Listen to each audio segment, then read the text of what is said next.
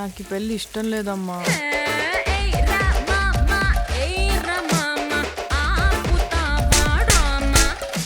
ఆయనలాగే బాగా సున్నితమమ్మా.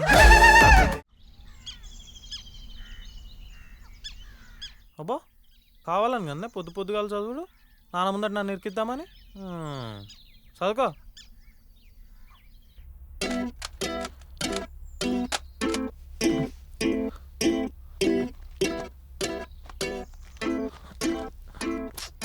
ఏంద్రా ఏం కావాలి? ఏడు పైసలు పెట్టినే కనిపిస్తలేవు. అవి నావి, నానిచ్చిండు. ఏ ప్లీజ్ బెట్ మ్యాచ్ ఉంది.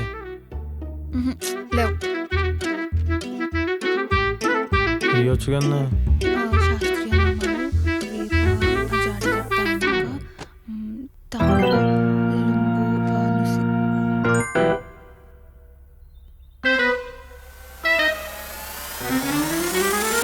రే అదాడు పెట్టరా, అమ్మకు చెప్తున్నా. సరే చదువుకో. అమ్మా చూడేడు. ఏందే ఎప్పుడు అంత ఏదో లొల్లి పెట్టుకుంటావు, చదువుకో. అదే కదా.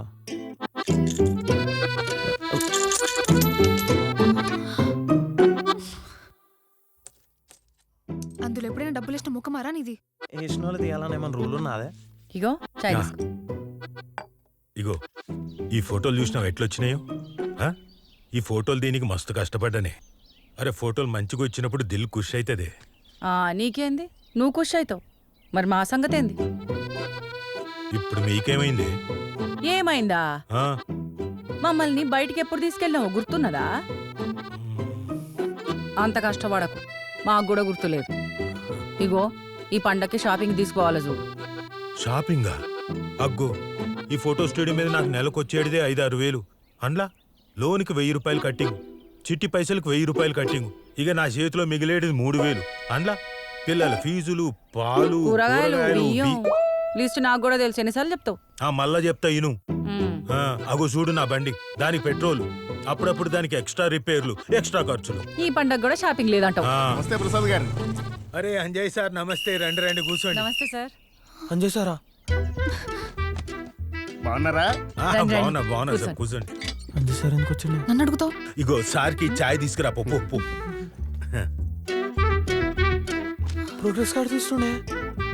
ఇదిగోండి. అయ్యా ఇచ్చేసిండే. ఇప్పుడు ఎట్లానే పేపర్లు అడుగుతాడా?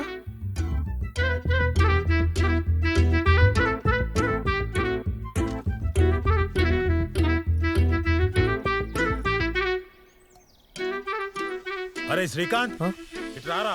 అగో నాన్న పిలుస్తుండు, పో. నువ్వు కూడా రావే ప్లీజ్. అమ్మ జ్యోతి నువ్వు కూడా రా. దా మంచిగా. మంచిగుందమ్మా చాయ్. Good morning sir.